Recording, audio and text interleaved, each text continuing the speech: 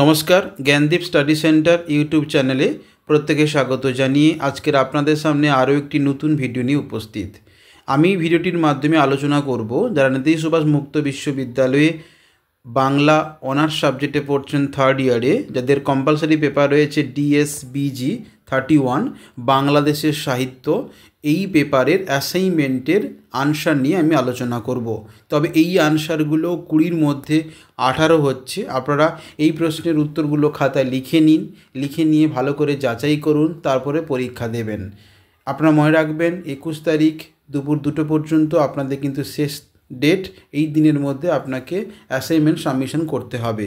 যদি ভিডিওটি ভালো লাগে অবশ্যই সাবস্ক্রাইব করুন, লাইক করুন এবং কমেন্ট করতে ভুলবেন না আপনারা কোন কোন সাবজেক্টে আনসারগুলো পেতে চাইছেন, কারণ আপনাদের সাহায্য করতে পেরে আমাদের খুবই ভালো লাগছে।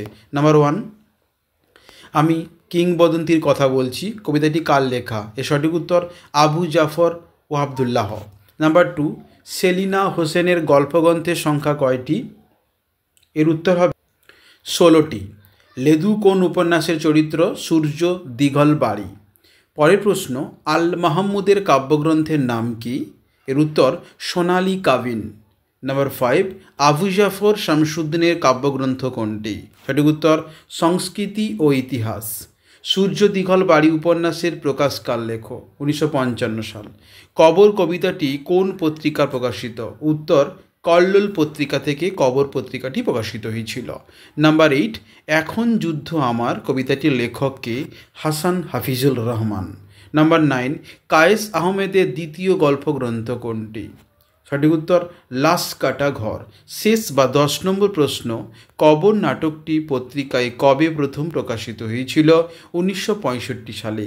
তো এই ছিল DSBG 31 প্রশ্নের সঠিক উত্তর। আপনারা দেখতে পাচ্ছেন, এই প্রশ্নগুলো খাতা লিখে নিন, ভালো করে যাচাই করুন, তারপরে ধীরে সুস্থে সুন্দরভাবে আপনারা অতি অবশ্যই পরীক্ষা দেবেন। এছাড়া যদি আপনারা ফাইনাল পরীক্ষার নোটস সাজেশন পেতে চান, আমরা সমস্ত সাবজেক্টের নোটস এবং সাজেশন প্রোভাইড করছি আমাদের কোচিং সেন্টার থেকে। ডেসক্রিপশন বক্সে আমাদের কন্ট্যাক্ট নাম্বার দেওয়া থাকবে, অবশ্যই কন্ট্যাক্ট করে নেবেন এবং আপনারা অবশ্যই লাইক করুন। ভালো থাকবেন, সুস্থ থাকবেন।